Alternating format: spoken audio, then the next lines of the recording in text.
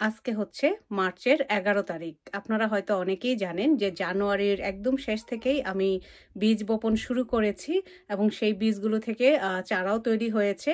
তো কি কি চারা তৈরি হয়েছে সেটাও আপনারা অনেকেই জানেন। তো আজকের এই ভিডিওতে আমি শেয়ার করব। আজকে মার্চের 11 তারিখ। তো এই 1.5 মাসে বাচ্চাগুলো কত বড় হয়েছে এবং এই চারাগুলোকে এখন আমার কি খাবার দেওয়া প্রয়োজন, তো সবকিছু থাকছে এই ভিডিওতে। চলুন তাহলে শুরু করা যাক। তো এই তো হচ্ছে আমার 2025-এর বীজ থেকে করা চারা। তো এখানে বেগুনের চারা আছে, করলার চারা আছে, আপনারা সবাই জানেন বিভিন্ন প্রকারের মরিচের চারা আছে, চিচিঙ্গার চারা আছে, ধুন্দুলের চারা আছে, এখানে লাউয়ের চারা আছে, এই যে কলাবতী ফুল গাছের চারা আছে, কোজেটের চারা আছে, কুমড়ার চারা আছে, এই পাশে বরবটির চারা আছে, এখানে মরিচের চারা আছে, চাইনিজ লাউয়ের চারা আছে। তো অনেক ধরনের চারাই কিন্তু এখানে আছে, আপনারা দেখতে পাচ্ছেন। তাছাড়া এখানে আরও বীজ থেকে চারা তৈরি হচ্ছে।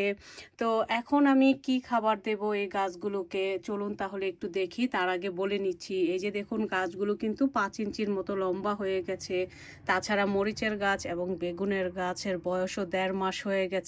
তো এখন আমাকে এই গাছগুলোর মধ্যে একটু বাড়তি খাবার দিতে হবে। তো আমি কি খাবারটা দিচ্ছি আজকের এই ভিডিওতে সেটাই শেয়ার করব। চলুন তাহলে দেখি। তো এই যে আমার ঘরে এত এত ইনডোর প্লান্ট আছে, এই ইনডোর প্লান্টেও কিন্তু আমি আমার ঘরের যে বানানো সার সেগুলো দিয়ে থাকি। সেগুলো হচ্ছে চাল ধোয়া এবং ডাল ধোয়া পানি। তাছাড়া আমি আরেকটা সার ব্যবহার করি, সেটা হচ্ছে এই যে হাউস প্লান্ট ফুড, এটাকে বেবি বায়ো বলে। বিভিন্ন বাইরের কান্ট্রিগুলোতে এগুলো কিনতে পাওয়া যায়, অ্যামাজন ইবেতেও কিনতে পাওয়া যায়। আপনারা চাইলে এগুলা সেখান থেকে কালেক্ট করতে পারেন। তো আমার ঘরের যে চারা গাছগুলো সেগুলোতে আজকে আমি এই বেবি বায়োটা দেব। আর আমি চাল ধোয়া ডাল ধোয়া পানিটাও মাঝে মাঝে ব্যবহার করব। যেমন 2 সপ্তাহ পর পর আমি চাল ধোয়া বা ডাল ধোয়া পানিটা ব্যবহার করব, আর 2 সপ্তাহ পর আমি এই বেবি বায়োটা ব্যবহার করব।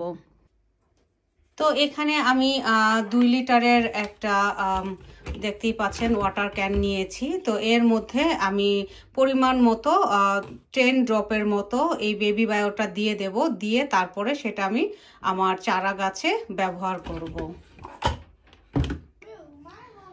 তো এই তো আমি নিয়ে আসলাম সেই বেবি বায়ো ফার্টিলাইজারটা পানির মধ্যে মিশিয়ে। তো এখন আমি এর মধ্যে এটা দিয়ে দেব। তো অল্প পরিমাণে দেব, যখন দেখব যে মাটিটা শুকিয়ে গেছে তখনই আমি স্প্রে করি। তার আগে কিন্তু এটা ব্যবহার করা যাবে না।